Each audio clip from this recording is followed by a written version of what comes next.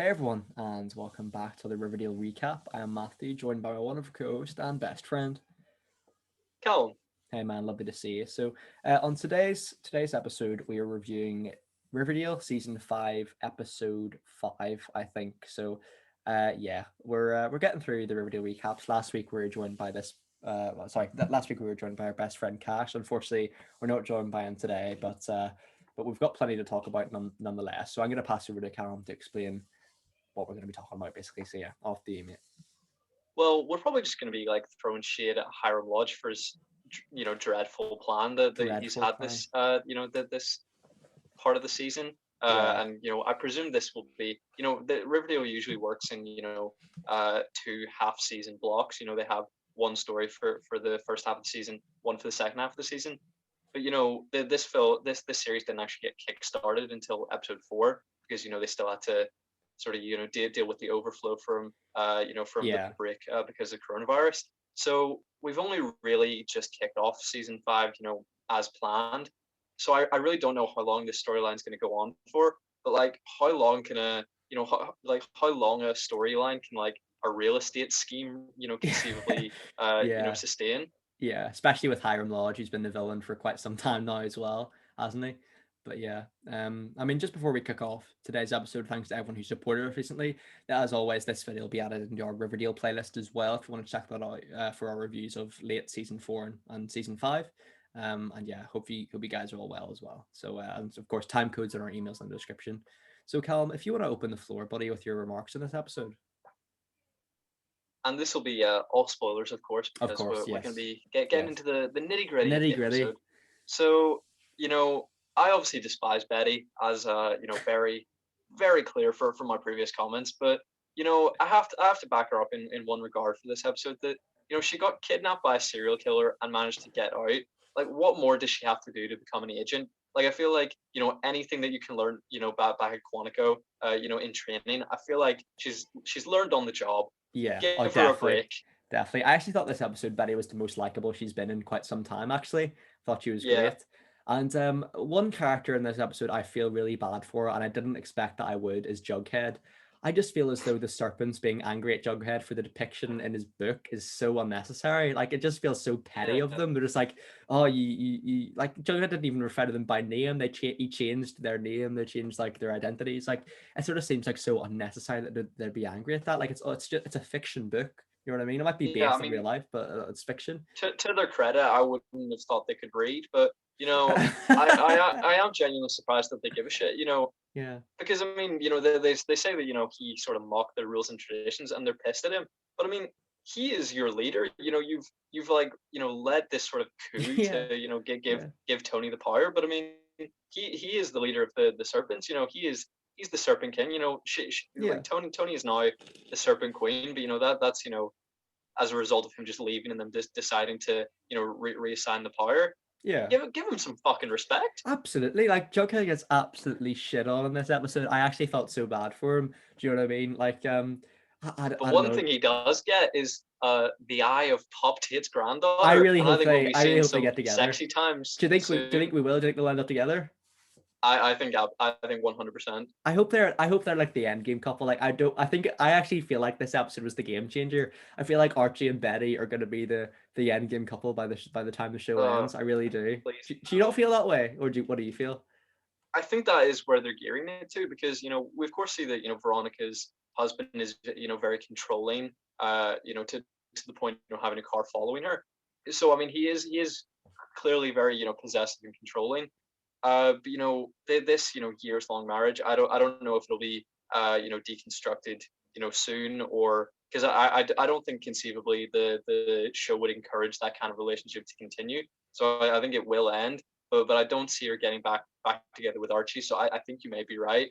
Unfortunately, I think that Betty and Archie will be a thing from now on. Yeah, I Well, hope not Talitha necessarily and from now on, but yeah. I think they will be end game. Yeah, I hope Talitha and Jughead are, because I think that could be a potential very nice romance, very sweet. It makes sense because Jughead's so integral to Pops as well.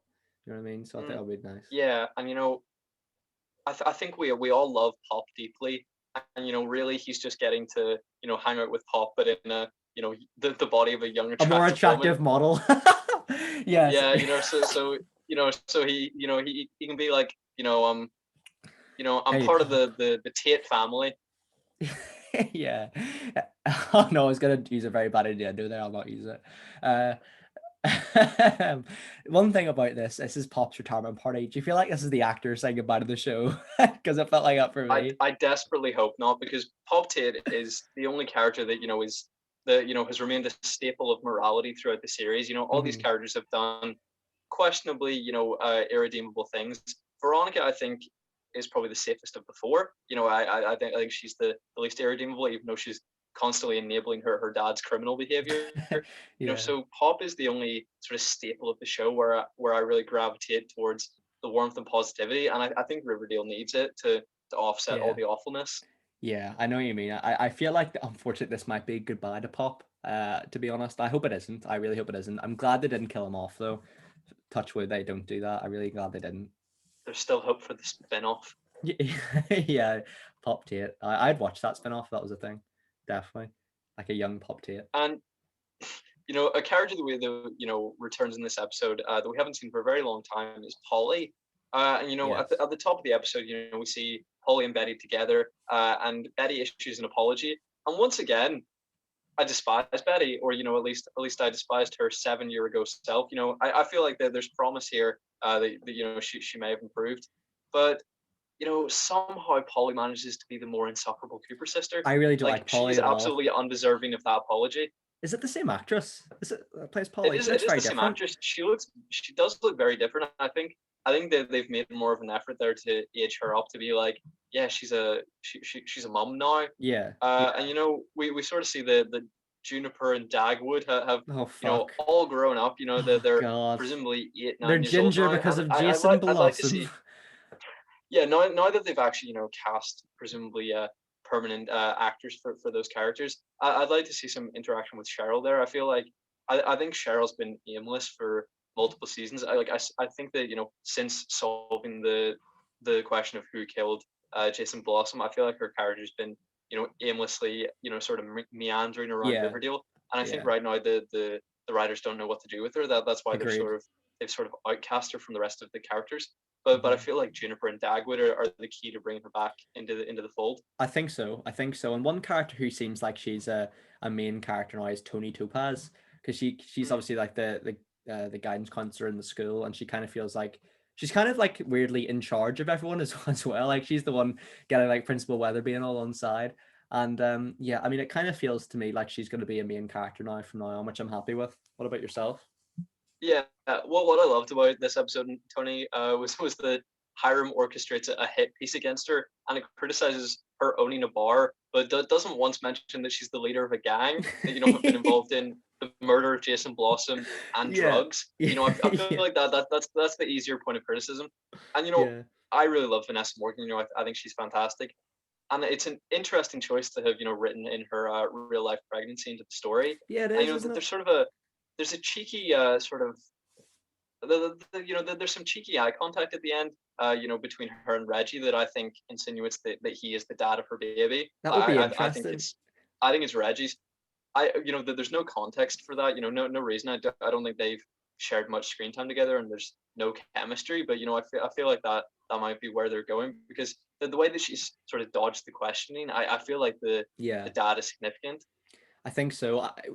I kind of feel like this was the episode where Reggie is like gone past the hope of return. I don't know. I hope he is a good Mm. guy deep down, but it kind of feels like he is just full on under Hiram's payroll. I hope they do make him like a good guy by the end, though. What do you think?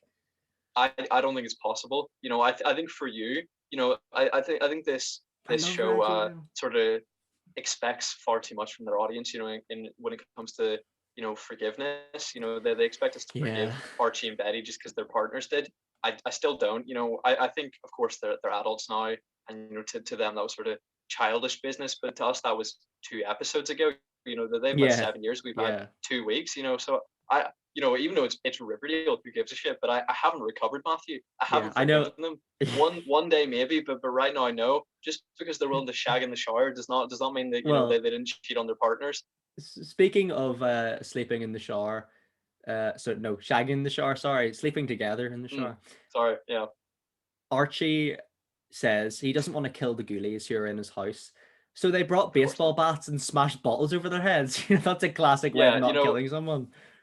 I really think the summary on the Netflix description should be 6 vigilantes break into the home of legitimately paying tenants and beat them up without a warrant. Yeah, because like I know the sheriff department is just Sheriff Keller, but Sheriff Keller's like, yeah, let's commit this illegal act. And like, it's like how like surely he could lose his job from that 100%. So Yeah, could I mean, Betty as well. you know, genuinely, they say last episode that people in Riverdale are living in a hellscape, and it's so lowly populated that anybody who wants drugs in Riverdale is probably so desperate that they're living this dreadful life, and now you're taking away their only possible escape. Of course, drugs ruin lives, but it seems that everybody's life in Riverdale is already ruined, and if the one escape that they get is jingle jangle, The you've return of also Jingle robbed them Jangle. of that. So now you're leaving people homeless, desperate for drugs, and with no possibility of getting a fix. So I mean, I feel like Sheriff Keller, Archie, and Betty have ruined more lives than the Yeah, Ghoulies. yeah, I know, and there's obviously a good wee gag in here in terms of Betty says to Archie about spying on shirtless Archie. Back in Yeah, a season bit one, creepy. bit creepy as well because Archie has no knowledge of that, but he just laughs it off. What does he like chuckle like? Oh yeah, that's right, or whatever. So yeah, I mean, it is quite a little creepy from Betty and Kevin there back in the day. Yeah, and we've referenced their really special first time. Oh And as sure. as we mentioned, off podcast, the comments were right. People analyzing, whose orgasm noise was that? Was that in the shower? They were right to identify that it was indeed Betty having sex in the shower. So good on you, comments of the Riverdale promos. Yeah, You were right.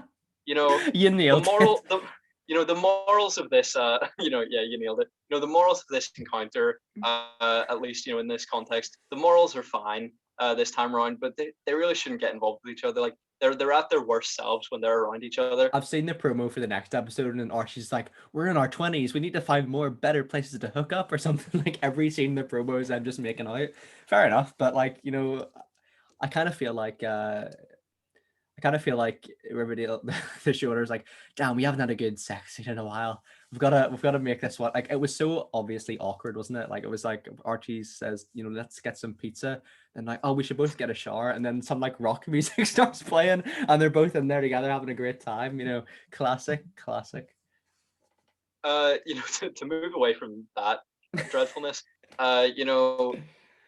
we moved to Pop Tate's retirement party, and What a I segue. suppose that yeah, they got in some sex before the retirement party, so good on them, good Get for on them.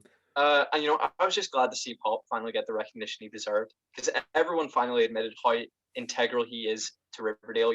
What I a love positive Pop. influence he I love brings, him. and I think that's evident not only to what he does to people in the town, but what he does for the show, because I Million think that percent. actor is just a ball of warmth.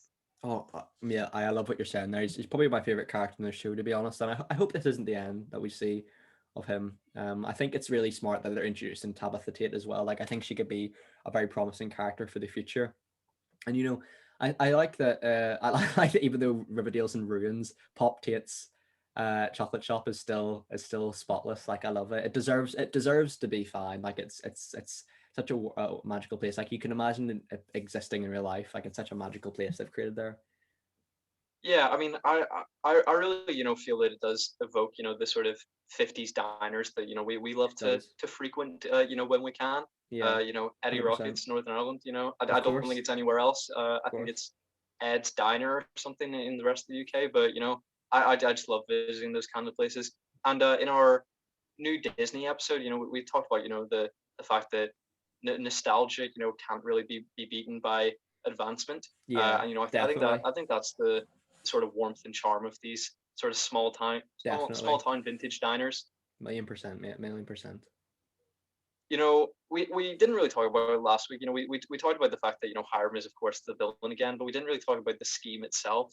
Here it seems to be a Riverdale real estate scheme where he where he has built a new town, Sodale, from nothing, and then uses his machinations to dissolve Riverdale to create traffic to his new town, when he clearly could have just pumped all his money into making Riverdale a utopia.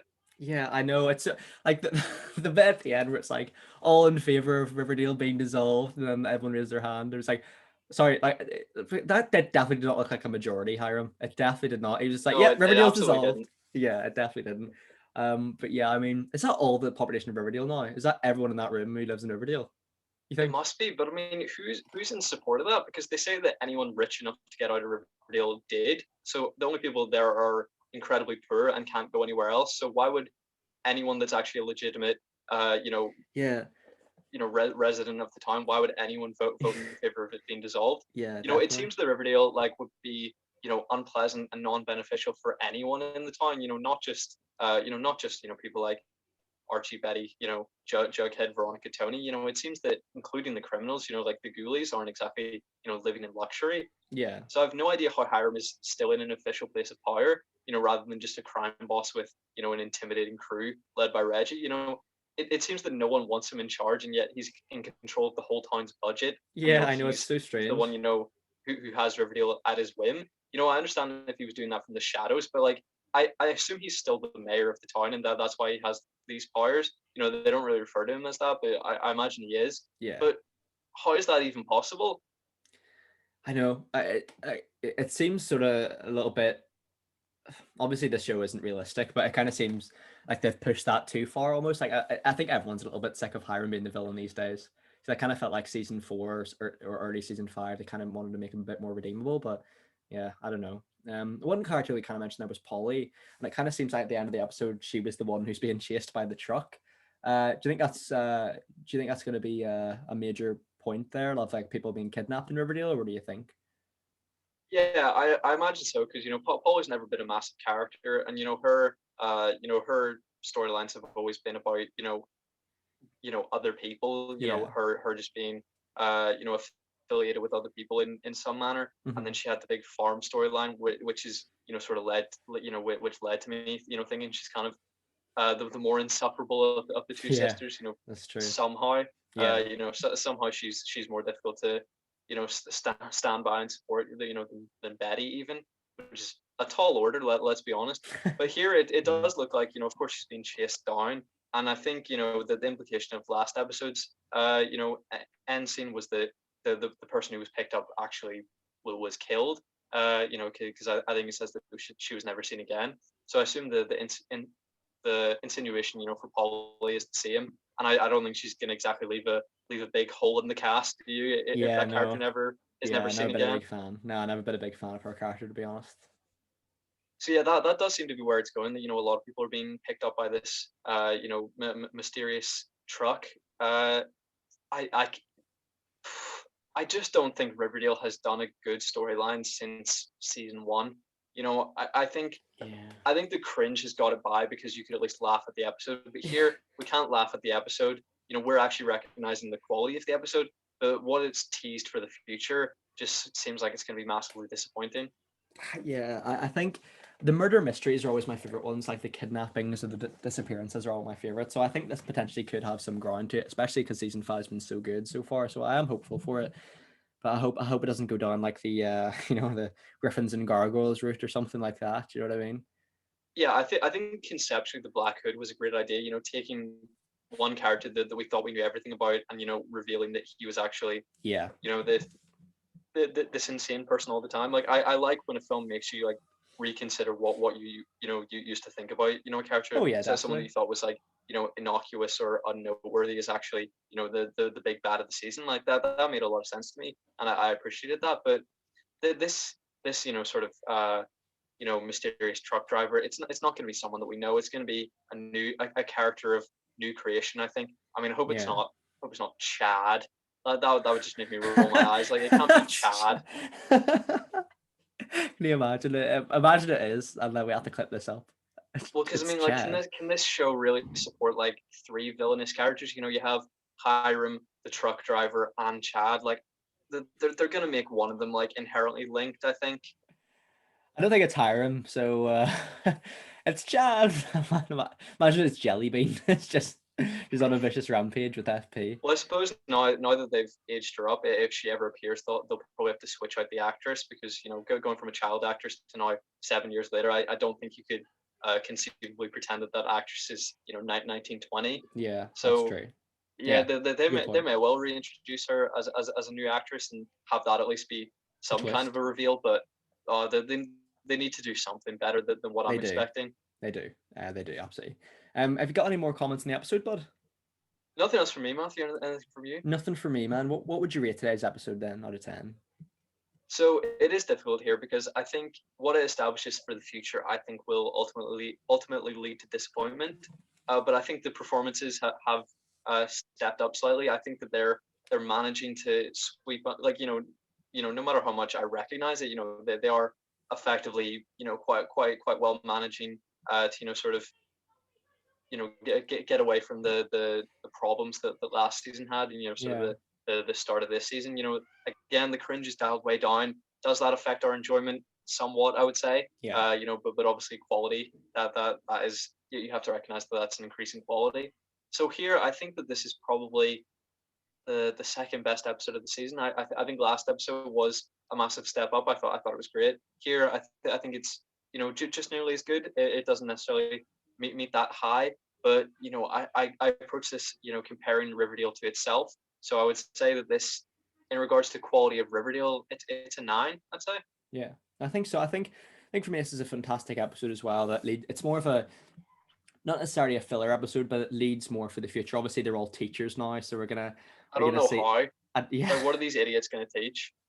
yeah, but yeah, it's gonna be interesting to see how Mr. Andrews and Mrs. Cooper and Mr. Jones get on, and what's Veronica's new name again? Gecko. Gecko, Miss Gecko as well, get on in high school. But yeah, I think that's a smart move to have them back in high school again. Like it's a nice familiarity, but it's quite strange. But I think it's a great episode. Very well edited, very well paced. I'd give it an 8 out of 10 for sure. Riverdale's been good this season. It's been fantastic. But yeah, I know it's called Riverdale, but I don't want to see them in it. Like the show yeah, wants us to think that these characters are smart, but then they keep going back to this shithole, like with very tenuous explanation of why. They're yeah, like, I it's know. Pop Tate's retirement party. I'm like, we talked about this last week. Like, how has Pop Tate intimately Pop's gonna get touched murdered. He's gonna get Betty's murdered. life? He definitely is. Betty's life or Archie's life. Clearly, Jughead was on rough times, so Pop did support him, and then Veronica was simultaneously her boss slash her employee, I guess. Yeah. A few seasons ago, so there was some connection there. But why are they back in Riverdale? It's not worth it. Let the town die. Yeah, I know what you mean. It'll be refreshing to see them in a different environment as well. I feel, you know what I mean. I really enjoyed the episode when they were all living their separate lives. But yeah, that wraps up another Riverdale recap. Thanks very much today, Callum. Appreciate your time Thank as you. always. And yeah, stay tuned next week. We'll be reviewing episode 6. I think that's one of the final episodes before the break of a couple of weeks, isn't it? I wasn't aware that there was a break coming. But Have a yeah, look here. usually there's usually the mid-season break, which is in usually November, December, but obviously this series was laid out a bit differently because of the pandemic. So I don't really know when the logical break is. So on Netflix It's usually here, around episode 9. yeah, so on Netflix here we've got a break. Next episode is the 25th of February, and then the next episode after that's not until the 11th of March. So there's a wee 1 week break in there. So there is, but yeah, season 5's been very great, good, very very good so far, and yeah, I've been really enjoying covering Riverdale with you. So thanks very much for today, man. I appreciate it. Thanks very much everyone for watching. Hope you guys are all well. Hope your family and friends are all safe, mile too. Take care, everyone, and bye bye. Bye bye.